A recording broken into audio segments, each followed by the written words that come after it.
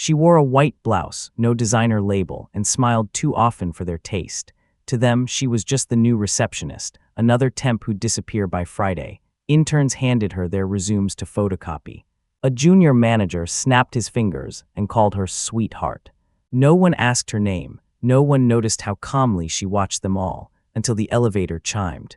And the founder of the firm stepped out, crossed the marble floor, and kissed her on the cheek. Then he turned to the room and said, "Let's talk about who deserves to stay."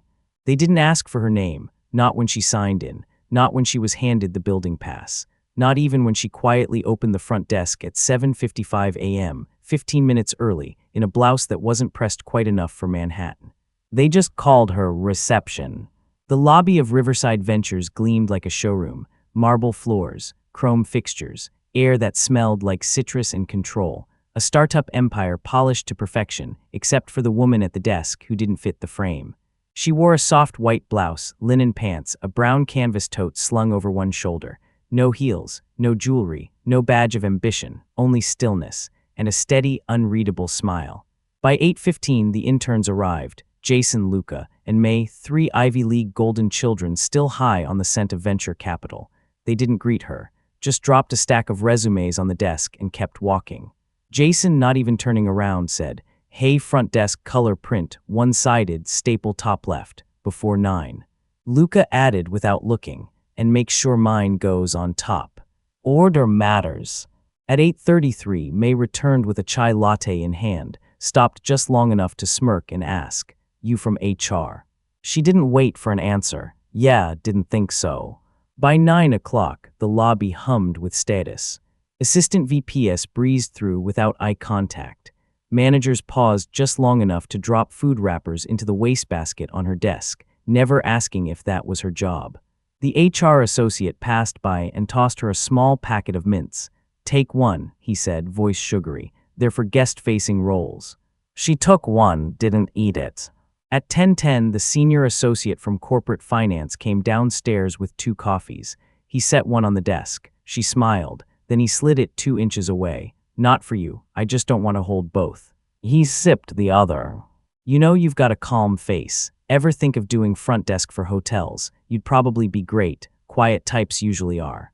She nodded once, then looked back at her screen. By noon, the whispers started. Small, soft, slicing. "Where do you think she came from?" "Admin pool, maybes. Temp agency, definitely. That bag is like $30. She's kind of pretty, in a Montessori teacher way." They said it in the open, not trying to hide.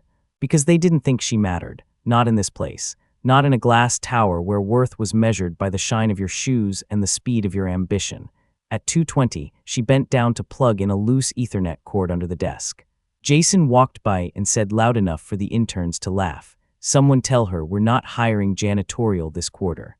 She rose slowly, smiled, said nothing. At 4:35, May left a post-it on the edge of her monitor. "Smile more, you're the first thing people see." She stuck it carefully in the top corner of her screen, let it sit there, for now. At 5:40, after everyone had gone, she wiped down the desk with a clean cloth she pulled from her bag. Straightened the chairs, logged off the system, took the post-it, folded it once, put it in her tote, then turned toward the elevator, and waited. At 5:42, the doors opened. A man stepped out. No tie, navy suit, wedding band.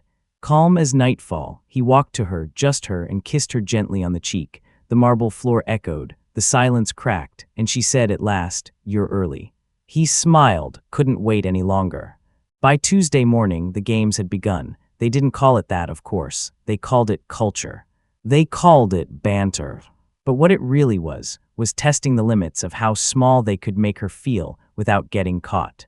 8:07 a.m. Jason strutted in, holding a croissant in wax paper. He stopped at her desk, peeled the edge open, and tore off a piece. "You eat yet?" he asked, before flicking the crumb toward her keyboard. "Didn't think so." "Here's fuel up." He laughed and walked off before she could answer. The crumb stayed there. She didn't brush it away. By 8:30, May had sent her an email titled Front Desk Improvement Notes. It included, toned down the soft voice. It reads uncertain. Try a darker lipstick, makes you look less washed out under lobby lights. Smile with teeth, otherwise it feels passive-aggressive. Try not to say thank you too often. It sounds needy. She printed it, folded it, placed it inside her tote with the post-it from yesterday. At 9 o'clock sharp, Eleanor Sparks arrived, the VP of Finance, tall, manicured, wrapped in a navy sheath dress that screamed executive authority. She approached the desk briskly. Conference room C needs fresh water pitchers. The intern said he asked you 20 minutes ago. He didn't, the receptionist began. Eleanor didn't wait. Not here to argue, fix it. She paused, looked her up and down, and wear black tomorrow, white creases too easily. Then turned, heels slicing the tile. At 10:15, an envelope labeled Confidential Executive Only arrived by courier. Before the receptionist could lift it, Luca intercepted it with 2 fingers and a smirk. Don't strain yourself. Some envelopes are heavier than your job description. He dropped it on Eleanor's desk with a bow and a wink. Handled it for her, happy to help. The receptionist didn't move, just watched. At 12:40, a catering tray was wheeled in for the product team upstairs. No one told her it was coming, but when May passed by, she raised an eyebrow. You're gonna let that sit. Smells like the lobby's trying to attract raccoons. So she wheeled it in, quietly, lifted trays, poured sodas. One of the associates joked, "Don't forget to curtsy." At 2:22, Luca called her over to the printer. "It jammed," he said. "Figure it out." She reached in to clear the paper. He whispered to Jason, "If she gets ink on that blouse, we might have to hire a replacement receptionist who doesn't shop at Goodwill." Jason laughed. Filmed a 6-second video as she leaned over the tray. Caption, "When HR forgets to install the AI front desk bot, and you get this instead." He uploaded it to his private Slack thread, 10 likes in 2 minutes. At 3:07, she brought lemon tea in her thermos, set it by her monitor. By 3:41, it was gone. In its place, a cold, half-drunk cup of black coffee with no lid. On the rim, a smear of bright lipstick that wasn't hers. At 4:50, Jason slapped a sticker onto the back of her desk chair as he passed. "Temp trash," in all caps, neon green. He didn't say a word, just smiled over his shoulder. She peeled it off slowly, folded it, added it to the growing stack in her tote. At 5:30, she asked to take the service elevator up, carrying a small box of sample brochures someone had dumped on her. The intern guarding the main elevator raised an eyebrow. "That one's for deliveries." She smiled, nodded, stepped into the back hallway without complaint. At 5:43, the main elevator chimed. A man stepped out. No tie, navy suit, wedding band, clear, quiet eyes. He walked straight to her, took the box from her hands, set it down, and kissed her on the forehead. This time half the floor saw it, and no one laughed, not yet, because they hadn't figured it out, but they would, very, very soon. The silence after the kiss was full of rewinding. Everyone in the lobby began scanning their memories, trying to piece together if they had heard her last name, if she had ever said who she was. If they had missed some obvious clue, some signal, some cue that she wasn't just reception, but she hadn't said a word, she hadn't needed to. That was the part that terrified them most. Jason was the first to break. He leaned against the corner of the coffee bar like his legs didn't quite trust him. Did that just happen? Luca elbowed him. He's probably just being nice. Philanthropy stuff. Maybe she's a refugee or something. May's eyes still locked on the man in the navy suit, said flatly, "That's Alexander Cole." Neither boy responded. She turned to them. "He hasn't been in this office in a year. That's his face." That's the face on the founder's wall. They all turned to look at the plaque near the elevators they passed every day without seeing. There it was, his name, his face. The same man now standing next to the receptionist, hand resting lightly on the box she'd been told to carry alone. The HR assistant, Mark, poked his head out from the conference hallway, saw the scene, froze, then quickly pulled out his phone, typing something with frantic thumbs. A beat later, Eleanor appeared, sharp heels, tighter jaw. She took in the scene in under 2 seconds and slid into a smile that belonged on someone else. "Mr. Cole, what a surprise." His response was a nod, that was all. She looked at the woman beside him. "And you've met our new receptionist. She's been doing an excellent job adapting. A bit quiet, but..." He didn't move, didn't blink. Then, "Her name is Olivia." The correction landed like a dropped glass. Eleanor's smile twitched. Jason's knuckles whitened around his paper cup. May took one small step back. Luca looked down. "She has a master's in behavioral science from Columbia," Alexander continued evenly. She's fluent in 4 languages, spent the last year co-directing a global health initiative. And she married me 7 years ago this spring. The air in the lobby constricted, but none of you asked. No one spoke, so he did. Instead, she was labeled, mocked, filmed without consent, insulted in writing. There's a running thread, isn't there? The Slack group, he glanced at Olivia. She nodded once. We have screenshots, she said. Her voice, soft until now, carried like marble cracking. Jason's eyes darted toward the second floor. Luca's hand slid into his pocket where his phone buzzed with a Slack notification. May mentioned you in lunch memes. Should we Photoshop a maid outfit? Too late. Alexander turned slightly, his eyes sweeping the space like floodlights in a room full of cracks. See, Riverside was never meant to be about pedigree. It was built on potential. But when power turns casual, cruelty becomes culture. He stepped back beside Olivia, and this culture is about to change. Across the floor, someone began standing, hesitantly. The intern who had once passed Olivia a napkin during a spilled coffee incident. No jokes, just help. He stood taller now. Olivia saw him and nodded. Then Alexander handed her a folder, slim, stiff-backed, marked only with the Riverside logo and a post-it, your decision. She opened it, read the first line, and said quietly, I'd like a meeting in conference A 10 minutes. Only those who remember my name may enter. She turned and walked. He followed, the elevator doors closed behind them, and this time no one pressed the button, no one dared. Conference room A had never felt so small. It was the largest room on the 43rd floor, glass walls, skyline view, a table long enough for 20. But that afternoon, under fluorescent lights and blistering silence, it felt like a trial chamber. And they knew who the judge was. 10 chairs were filled, all handpicked by one unspoken requirement. You had to know her name. Most of them didn't qualify. Jason, May, Luca, Elena, Mark, none of them were inside. They stood just outside the glass wall, pretending to look busy, pretending they weren't sweating, watching Olivia sit calmly at the head of the table. She wasn't in uniform anymore. No blouse, no flats, no badge.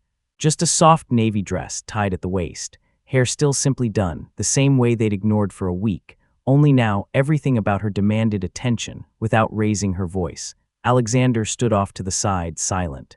This wasn't his meeting, he had made that clear. This was hers. Olivia placed a slim stack of printed emails and Slack messages on the table, neatly collated, each one marked, each sender circled in yellow. Some were memes. Some were screenshots of live streams, mocking her posture, her clothes, her silence. Some were messages forwarded to HR that were never addressed. All of them shared one thing, her name was never in them. She had been that girl, blouse girl, front desk ghost, the empathy hire. Never Olivia, she looked up calmly. You all knew who I was the moment he kissed me. But I knew who you were the moment you didn't look at me. She let that sit. Let it spread like dye in water. I wasn't testing your performance, I was watching your culture. And this company has forgotten its spine. One of the assistants spoke, her voice tentative, careful. But some people, they were just joking. I mean, it's a high-pressure place. Olivia nodded once, then slid a piece of paper across the table. It read, official termination list, 13 names, no commentary, just names. Outside the room, Elena's face drained of color. She knew you always know when you're the rot in the floorboard. Jason swore under his breath. May paced, fingers twisting in her sleeves. Olivia's eyes moved to the only intern inside the room, the quiet one who once held the elevator door for her when her hands were full. He hadn't said a word all week, but he had looked her in the eye every time. She slid a different paper toward him, full-time offer. His lips parted in shock. He looked to Alexander. Alexander didn't move. Olivia answered for both of them. Compassion isn't weakness, it's leadership. Back outside, security had arrived, quiet, polite.